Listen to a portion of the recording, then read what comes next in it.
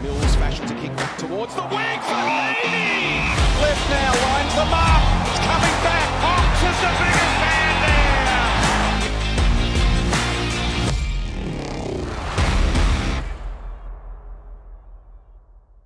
Yes, g'day guys. Welcome back to Red Time for another week. I'm Jarryd Barca. Mason Cox is here. Well, not here with me. He's up in Brisbane. The Pies are preparing for a massive game against the Lions on Thursday night. Coxie, welcome back, mate. It went so well last week that they've got us back for another episode. How good's that?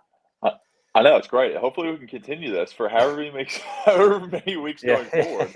And we can continue to be part of the ESPN company. That's an incredible experience. But no, it's great to be back and great to be chatting with you again. How's Brisbane, mate? Sun shining, I'm supposing. Technically in the Gold Coast at the moment. We're going up to Brisbane on Wednesday. But it's been rainy at the Gold Coast. It's actually been better weather in Melbourne, which is not something you usually hear. But it is quite nice up here. 26 and sunny today, 26 and sunny yesterday, mate. She's a perler of a week down here, that's for sure. But how does that process go when you're traveling? That's a couple of weeks in a row now. You boys are interstate, unlike Collingwood to be traveling 2 weeks in a row, mate. But you played gather round on Friday night. Obviously, went straight up to Brisbane. How does that all work? You hear about clubs speaking about, it's good for bonding and the team really connecting and getting together on these interstate trips can really be positive for clubs. But I guess it comes with its challenges as well, no doubt. Yeah, I think it's a great experience with school holidays. We're a bit of an older team, so we've got some families and stuff up here, which is a great experience for them while they have the time away from school to bring their family up, have an incredible experience, and bring everyone in and be able to interact with all the different family members. And obviously, Gold Coast is kind of known to be a bit of a holiday destination, so everyone's really enjoying their time up here. And it's a unique kind of position for us to have this kind of scheduling of gather around into a game up in Brisbane to be able to have the opportunity to spend a week up here. Absolutely. So much for us to talk about in today's episode, as there always is in the world of footy. Heaps of storylines emerging, so we'll unpack that as best we can today, mate. We will start with and stay on gather round because it was a raging success. Again, record crowds, fans flocking to South Australia, and obviously the experience for them is obviously a lot of fun, but what about from a player's perspective, mate? Because you guys have to travel up there. You got to prepare for games. You have to compete on game day. You have to do your recovery and all those sorts of things, and really keep your mind on the job. Just take us what that experience is like as a player. Did it feel different in terms of the build-up, or is it just business as usual? It's a little bit of business as usual. We have kind of our schedule going into travel, what it looks like, and how we prepare and things like that. That doesn't really change too much from one game to another, depending on the place. But you definitely feel there's an energy around the place, and you see the other team, other players from other teams walking around the streets whenever you go get a coffee, which is a bit ironic because you usually don't see that whenever you travel, and you see all these different people wearing all the different colors from different teams and all the jumpers and stuff, and it's a bit of a vibe. Like, I will admit, the way they've done gather round is very impressive. And, it's a cool activation zone that kind of reminds me of like tailgating almost back in America, where they have this kind of area where any fans from any team can go there and watch games. And it's a great opportunity even for like families to be involved, that support a certain team, or even if you're going on a trip with a bunch of mates who all support different teams, you can go to different games all in the same place and spend a weekend there and, be able to have, a bit of interaction between everyone and everyone's kind of supporter base and everything like that. So they've done it really well. It's a credit to them. Peter Malinowskis is the prime minister. I might be saying, or sorry, the premier. Still trying to get all my politics straight here in Australia, but he's going really well with putting Adelaide on the map. I feel like he's now got Live Golf, they've got Fringe Festival, they've got Gather Round. He's really starting to bring events to Adelaide that hadn't really been previously part of, I guess, their identity. And now with these things coming over there, there's a lot more probably people traveling to Adelaide, a lot more tourism there. And you kind of see South Australia tourism taking the opportunity with AFL players to show what the actual state has and, some of the incredible nature and experiences that exist in South Australia. You always see it with the build up to gather round. You see different players going to these incredible places and wineries and fooderies and all this kind of stuff that, you might not otherwise see, and it gives us a platform to be able to show the incredible things that South Australia has to offer. And I'm sure it definitely helps the tourism.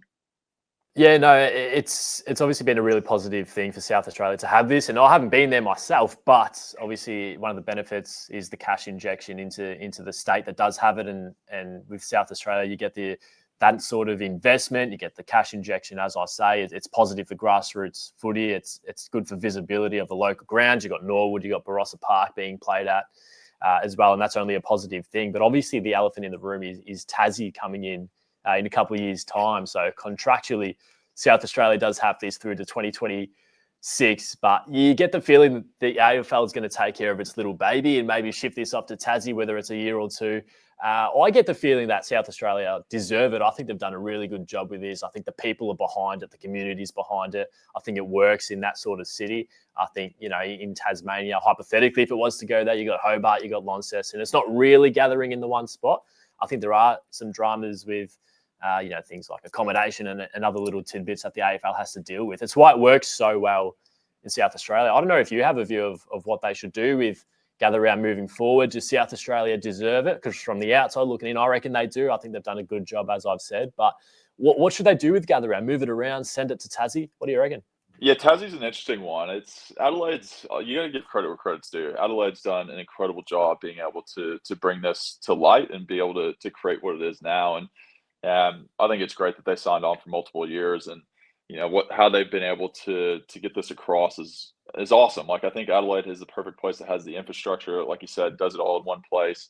They do have places out in Barossa, and they've got it in Norwood. They're different from Adelaide Oval, but they do show South Australia, I think, as a whole in a very good light. And if you move it to somewhere like Tasmania, like you said, there's two kind of stadiums. There's not, I mean, like the big stadium, we were still questioning whether or not this thing's actually going to go forward. Like, we still don't even know if the stadium's going to be there, in Tasmania for the Tasmanian team. Like, that's still such a big question that has yet to be answered. And I think that's something that is going to be a reason why it might not go to Tasmania. But I would love for it to stay in South Australia. But there's also a little part of me that sees the AFL and what the NRL is doing and trying to grab their viewership and the whole kind of, I guess, rivalry between the two. And at some point, they're going to want to just take a little chunk of that Queensland or New South Wales kind of audience to move it up there and try to, create it in a different place, in a different environment. But like I said, I think South Australia and what Adelaide's kind of proven is that they probably are the best place to be able to create something like Gather Round and create the atmosphere. And it's a credit to them what they've been able to do. And, from an outsider's perspective and also as a player, I think anyone that's been there and experienced it understands that it's a very well-oiled machine and is run very well by the people of South Australia. Well, after soaking in footy at Norwood and seeing Adelaide Oval in all its glory, it obviously got us thinking, where do all the stadiums in the AFL stack up? Where do they rank? So I think it's time, Coxie, that we do a maybe biased but also very unqualified venue rankings. So I think this is interesting. So you've got the players' perspective, and you're going to have to take some consideration into this, the perspective of, the better surfaces, the facilities for players and atmospheres to play in front of and things like that. I'm just going off vibes and what it's like to actually watch. And I haven't been to every stadium, so it is hard to do these rankings. But you also play for Collingwood, and as I said before, you haven't played anywhere other than the MCG. So I'm interested to see what you've got. Let's go through the top five, mate. What do you got at number 5? Number 5, I'm going to go to the Gabba. And I love the Gabba in a sense of, the building of it is great as far as like kind of like the atmosphere and everything else. And the one thing that gets me though is every time I walk into the Gabba, most people don't know this, is underneath. There is not a lot of renovation that's been done. You walk underneath. I think there's a caution sign that says, clearance of 6'8", and I'm 6'11". So I've got pipes I've got to duck and weave through as if I'm like rolling through the forest underneath the Gabba to make sure I try not to smash my head and get a concussion before I even walk out on the ground. And it just kind of is one of those things that has not been renovated in a very long time. It looks nice from a perspective because you don't see underneath. Like the ground itself is really great, but also the weather up in Queensland, like it's always a slippery game, which sometimes doesn't allow for the spectacle of AFL to be at its prime, I feel like. I think that's one of the reasons I've got the Gabba at 5. Now 4. So you have to crawl around. Sorry to jump in there. You have to crawl around in the change rooms, because you're 300 centimeters tall, and you're still ranking at number 5. Yeah. Well, for me, that's a big no-no. You gotta, the people who are performing on the day, you gotta be able to at least make them be able to walk around in the joint, without having to duck their head through different things and have caution tape above. It's kind of like going into, like driving a 4-wheel drive underneath into a car park in the city. There's a clearance of 2.2 meters. That's how I feel like every time I roll into the GABA. So that's probably put a little bit of a dampen on me. But I'll go to 4. I'll jump in. We'll get, before you get to your 4, I'll do my 5 as well. We'll work our way up one by one. So my 5, I've actually snuck People First Stadium in there. Up for those folk in the Gold Coast. I reckon it's a great viewing experience. I reckon there's not really bad seat. It's a good view no matter where you sit. It's nice and modern. It's nice and open. Red seats, good points for red seats as well. I love that. Losers points for the lack of atmosphere, unless it's Collingwood or Carlton or Richmond travelling up. There's only really 13 fans in the seats. But other than that, and maybe the location as well, traffic can be a little bit horrendous. But otherwise, People First, I reckon, is actually a very good, very modern stadium. So that's snuck into the top 5 for me. Yeah, it's interesting how you say the atmosphere. I've always experienced a heavy Collingwood crowd there, so I don't really know what you're talking about. But I'll go to my number 4. I've got Adelaide Oval. I like it because I love Adelaide. That's there, low. and I think the whole kind of never tear us apart is sick. I think that is so cool, and it's one of the things I vibe with is like having unique things that are specific to different teams that they get around as a supporter base. So I'll go Adelaide Oval 4 because also it's a very small oval, and as a big guy, it's less to cover, which I love. What's your number 4? Well, Marvel Stadium, I think it's got good practicality. It's got good capacity. It's got a roof. They don't open the roof, but they've got a roof. So Eddie's happy about that. That's going to count for something. Atmosphere is good when it's like a thrilling game and it's actually full to, like, if it's 40K plus, it's actually a pretty good atmosphere. And again, it's another good viewing experience because it's not really a bad seat. So Marvel, I've got it number 4. I've got so much to say on that. I'll go. Marvel's probably not even in my top 10. I'll go to number 3. I've got the SCG. I think the SCG, I don't know why, but I feel like every time I go up there's a bit of history to it. You see the old grandstand, and it's kind of cool to be able to play there. And every time it's got a bit of an energy to it. But, they've got a great culture, the Sydney Swans. Their supporter base is awesome. And I find it hilarious. Most people probably hate it, but I kind of love it. But you are right next to the supporters. They are heckling you as you come on the ground. They're heckling you as you come off the ground. They are literally within touching distance of you.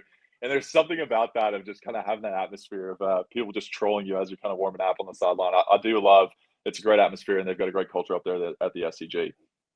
Yeah, the camera angle when you are watching from home is not that good at the SCG, which is why I had to leave it out. But my number 3 is just the state-of-the-art Optus Stadium. I think I haven't been there before, but it's disrespectful of me to not put it in there, given how much people rave about it. I think it looks good on the tally. It's obviously got nice capacity as well, so I had to fit that in there at number 3.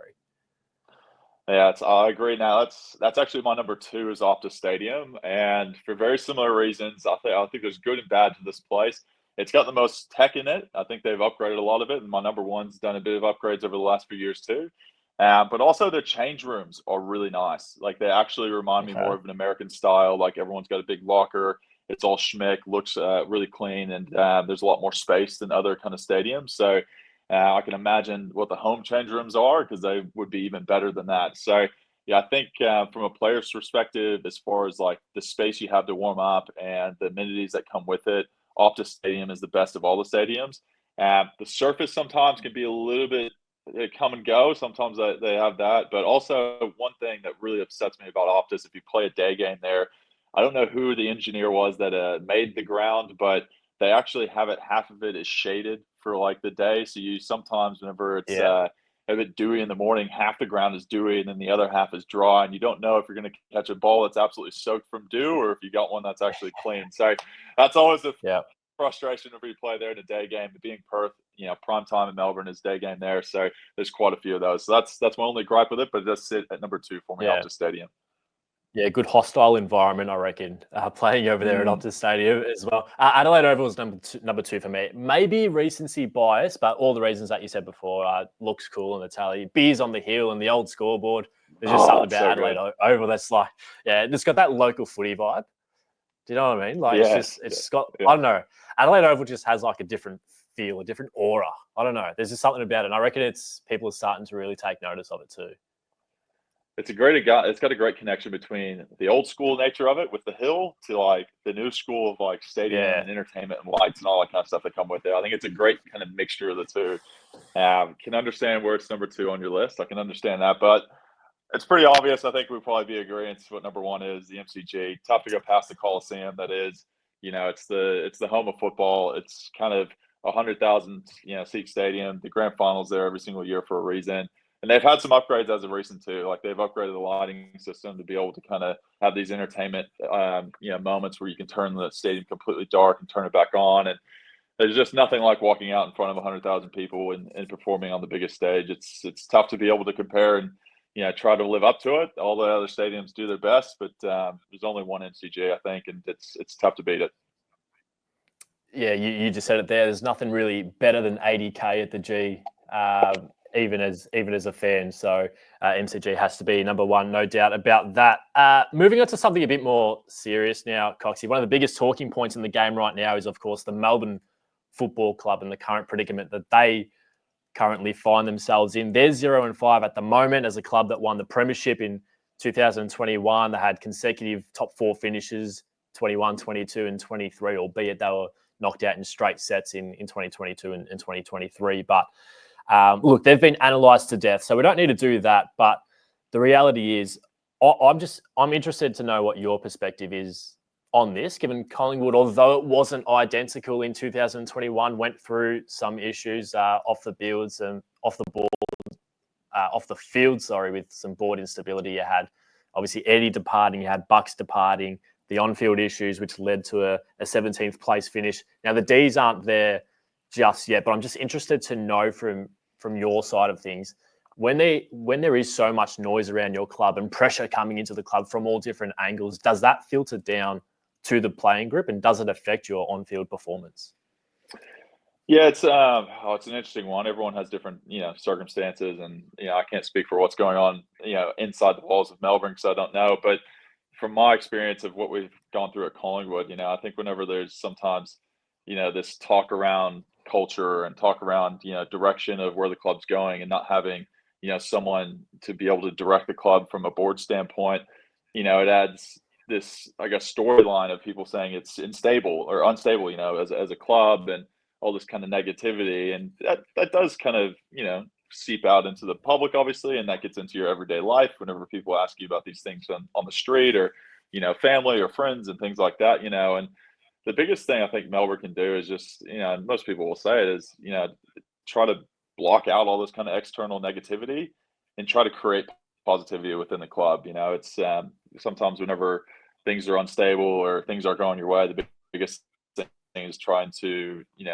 connect with the people that are going through this experience with you, create positivity and almost over celebrate things that are positive at the club to then try to create more of a positive atmosphere and block out the negativity that comes in. And you look at some teams that have been able to change it and turn it around, like us with all the negativity at the club. And then we brought in a new coach with Craig McRae, who was extremely positive and had a lot of belief in the players and told them they could do that. And they really he created this cup is half full kind of environment, and things started changing in that sense to become a cup half full kind of environment. And it's almost just takes that one kind of break in the chain to go, no, this is the way we're going to do this from here on out. We're going to have a lot more positivity. We're going to have a lot more belief in what we're doing. And that sometimes has to come from someone who's higher up, whether it be a head coach or a board member or whatever it may be. And I think at Collingwood, we had this snap where we, changed the board, we changed the head coach, and we kind of had this opportunity of this cut to go, okay, this is what the future is going to look like. And this is kind of, the angle we're going to take from here on out. And we took a really positive angle. And that's why you saw, such a big kind of turnaround in such a short amount of time where, Melbourne right now, it's the biggest thing they can do is just try to create a positive environment, and eventually that'll lead to positive outcomes. Yeah, I look at it, I think there's usually 2 or 3 options when clubs find themselves in this position. And I think option 1 is usually you admit it's the end and you list cull, you get compensation for players, you head to the draft and you replenish the list through bringing young players in and blooding that youth. And I think option 2 is you keep a group together and you revitalise the list by giving them a fresh voice, whether that's via a new senior coach or voices around him and keeping the senior coach and changing the assistants just to change a few things up. I think that last one is what has worked wonders for a few teams in the past, including Collingwood when they decided to bring in Craig McRae. I think that was a masterstroke. Obviously, you had that immediate rise up the ladder, playing in a prelim in 22, winning a premiership in 2023. And you're right, it's hard to know what's right for different clubs, given you're not in that situation right now. But was there a sense of relief at the Pies when changes were made? Did you feel it was a good thing to have that fresh start under a new coach? And was your opinion as players actually sought after and seeked out by the club when you were going through these times? No, I'm not in the leadership group, so I wouldn't say probably my opinion was too sought after. I was probably almost out the door whenever that kind of change happened, and was fortunate enough to get another contract. But it was, I think, just like a fresh look. And every so often, like you're never going to be a head coach for your whole career, and you're never going to be a president for your whole career. These things kind of come in cyclical natures. And I think everyone that's in that position knows that that's the case. And for us, the club decided to go into a different direction, which gave us a kind of fresh slate to kind of say, okay, like how are we going to create this next kind of chapter of the club's culture, and what's it going to look like? And you look at 2024, we didn't have a GM, we didn't play so well, and so maybe there is some kind of link to needing to have some kind of direction from a higher up to say, we're going to be able to make these decisions and not have to push that stress onto someone else at the club that maybe doesn't have, the background or I guess the history or experience to be able to handle those situations. And it is important to have, the president, the CEO, or the head coach all on the same page and understand kind of what the future looks like, and be able to provide, building blocks to create something that everyone can jump on board and believe in. And that's, I think, one of the biggest things to having a successful place is a successful culture. And any premiership team you look at, that's always the case. And, you look at anywhere of where to start, it's all about, creating something that people believe in and getting them on board. And if you can get 44 guys to all believe in the same kind of, direction, success will end up, following you. I'm going to ask you one last question on this topic. I want you to put yourself in the shoes of a Melbourne player right now. You're a player there. What's the first thing you're looking to get right being in this position? The basics. The basics are the biggest thing. If you don't have the basics, you're not going anywhere. And sometimes it's just simplifying what you do well and focusing on those things to be able to perform. And if you can have a real clear direction of saying, like, we're going to hang our hat on this one thing, whether it's pressure, whether it's contest, whatever it may be, you need to focus and find something that you can hang your hat on and say, we are good at this, let's perform at this. And from there, you can bleed into other things, but you need to know and have an identity of what your club, is what you hang your hat on and what you kind of look at as the number one thing that you want to be known and identified as a team. Now, I think as a player, that's, you just want that clear direction and simplicity to be able to go out and perform whatever it may be that you're good at, and have that understanding that if you can do that, you can win games. Freo this week for the Dees before a game against the Tigers, and then West Coast. So we'll be watching them with a very keen interest moving forward. But from a team that's struggling to a team that is 4-0. I'll say that again. The Suns are 4-0, Coxie. It's their best ever start to a season. Only the second time in their short little history that they've gone on a 4-game win streak, if you don't mind. But I don't know. There's just something about them, the way that they're playing. I think it's a mix of a lot of different things. Like they've obviously got a talented list. They've had to make some changes. Dimmer comes in. They've established a brand under him. They've brought in some new recruits, such as Noble and Rioli off a halfback flank, and I think they really suit the modern game. They're providing that dash, which is really important. But then you also need the natural improvement from players that are already on the list, guys like Ben Long and Joel Jeffrey and these sort of types, which help support the stars that they have in the team. You got the bookends in Collins and Andrew and Ben King, and then this star-studded midfield in Anderson, Rao, Miller, et cetera, et cetera. So they're doing so many things right there. Second for total clearances. They're second for post-clearance contested possession. So they're hunting the footy. They're fourth for forward 50 ground ball gets. They've had more shots on goal than any other team. They're third for scores from kick-ins. They're first for scores from stoppages. They're second for points from turnover. So they're doing it in all different score sources as well. My concern was no Ballard there, but I think, Mac Andrews sort of filled that void pretty nicely as well. they're doing a lot right now. Haven't really played a key contender yet. Maybe Adelaide, some would say, was a massive win, and it was. But I still think we need to see more. The jury is still out, but you can't help but be really impressed by what they've done so far. Oh, definitely. You're definitely impressed anyone that's undefeated 4 games into the season. Yeah.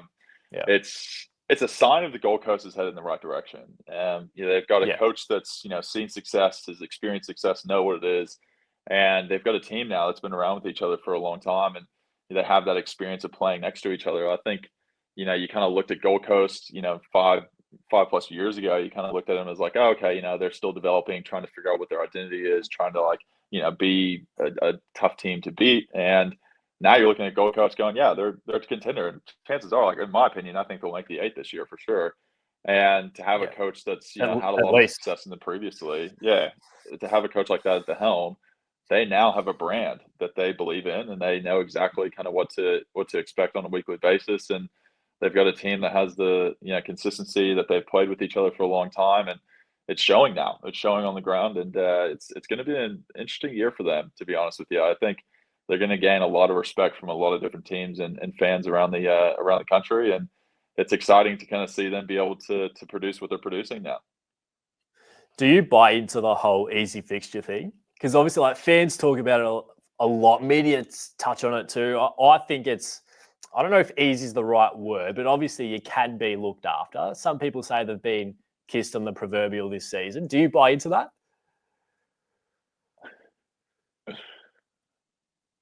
I don't know. I don't really believe in. I don't know, everyone has to play each other at least once, right? So some teams, depending on how their rivalries where they play twice, how the opposition's going depends on that. But I don't know. I don't really believe in it. I think for them it might be a great chance if you consider them having an easier kind of schedule at the beginning of the year.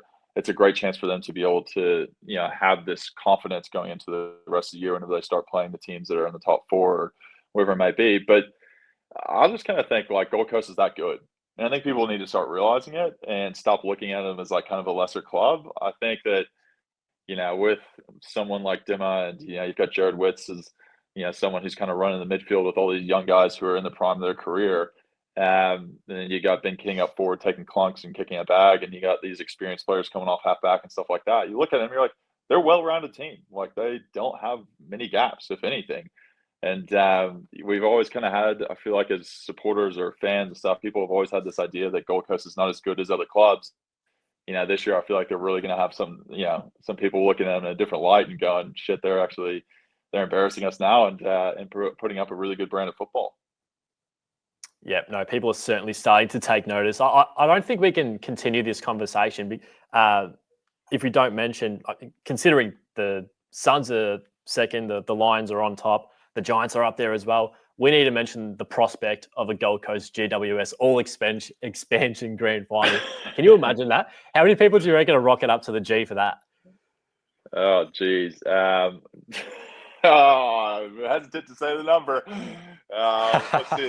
There were a lot more people interested in the corporate side of it than the football side. I'll say that. But yes, it's a sign that the AFL is, they're giving this equal opportunity. You look at the ladder overall, and how equal the competition is, and this is what the AFL is kind of strive for, is the ability to make every single game so important. And I think eventually we'll move into something similar to an NBA kind of play-in, kind of tournament style from 8 to 12 or whatever it may be. But it's interesting, and it's a sign that the AFL has prioritized this. The AFL is looked at as helping these teams try to get to where they are now, and they're starting to see the kind of reaping of their rewards with these teams being in the top 4. And it'll be interesting to see kind of how it goes. I think the pocketbook of the AFL, if it's a Gold Coast versus GWS grand final, might be a little bit light, but that's live and die by the sword, and knows what will happen. But I think it's great to see teams that are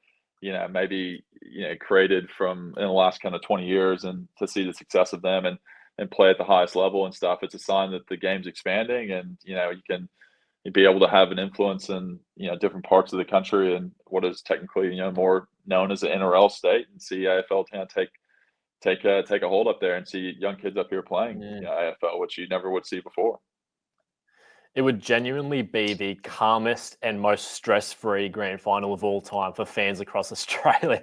Usually, like, if you support a big Victorian club and your team's in the grand final, it's the most nerve-wracking day. But if your team's not in it and there's a Victorian team in that on grand final day, you do not want them to win. This would be so stress-free for so many people. It'd be the funnest grand final of all time. Now, there wouldn't be many people there, but the people at home watching, the barbecues would be fired up, the beers would be flowing. It'd be the most calm grand final day of all time. So I reckon it'd be really, really fun to see it happen. An AFL's nightmare, but a really fun grand final if it does eventuate. Coxie, which team has the most to prove in round 6? Oh man, I've got Adelaide. Adelaide's got a lot to prove here. Now, last week or gather round, they opened up gather round versus Geelong. They were up at halftime. They had all their home crowd there, and everyone was all excited. And that was a kind of a big game for them in a sense of like playing a team that's been successful for a long time and seeing if they could live up to it and be able to beat them. And Geelong being the team they are, they came back and ended up winning the game in the second half. And, as an Adelaide fan, as a gather round fan, you kind of want the home team to kind of win and build the hype for the whole weekend. And, I remember seeing a few Adelaide fans kind of walking the streets with their head hanging pretty low. And, it's a tough one as an Adelaide fan, but now they play a team who's a top 4 GWS, been successful for the last, 5-10 years, been very good. And they're playing at home at Adelaide Oval. I think it's an opportunity for them to be able to, have their fans leave with a positive experience and a lot of belief that they can do something special this year. And if they can do that at home, they'll get a lot of those fans that were quite upset over last week's loss back on board and back on the bandwagon of believing they're a team that's going to, make a premiership run this year. Yeah, I've gone with Fremantle. 2 of their 3 wins have come against West Coast and Richmond. No disrespect to them, but they're just not scalps in 2025. And not to say that Melbourne's a scalp this week. They're probably not, given their current run of form, which we've already spoken about. But away from home at the MCG against a team with their backs against the wall, who also themselves have something to prove, this is the type of game that can be a banana peel for some teams. And I think if Freo really want to be taken seriously and be a contender that a lot of people think they are, they need to be winning this game on Saturday, plain and simple. Oh, definitely, I agree. It's an interesting time for Fremantle fans. Hopefully, hopefully the Dockers, have a few W's on the table, because I'm a big fan of their head coach Justin. He's a good man. Yeah, like what they're doing. Almost time to wrap things up, Coxie. But before we do, don't be surprised if at least 5 players kick 60-plus goals this season. The big boys are back. I know that'll probably soften as the season goes on. Naturally, they can kick bags at the start of the season. Winter comes, rainier games. It becomes harder to sort of keep these streaks up. But I've liked what I've seen from some of the big boys this season. So 8 forwards are averaging more than 3 goals per game at the moment. That does include Jack Gunston, who's only played a few games. Corey Durden's only played 1. But even you take those 2 out, there's still 6 players that are averaging 3+. Only 1 did it last year. 3 did it in 2023. 1 did it in 2022 and 2021. 2 did it in 2019 and 2018.